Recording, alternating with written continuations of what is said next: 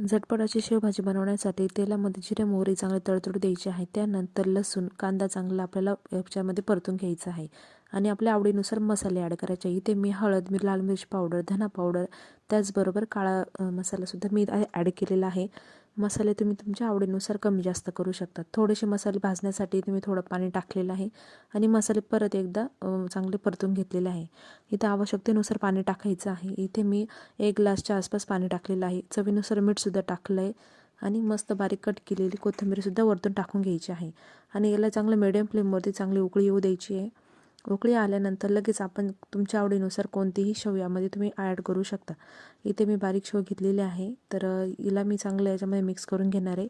एका हाय फ्लेमवरती याला आपण उकळून घ्यायचं आहे। तुम्हाला कसं घट्ट वगैरे लागत त्या पद्धतीने तुम्ही याला शिजवून घेऊ शकता।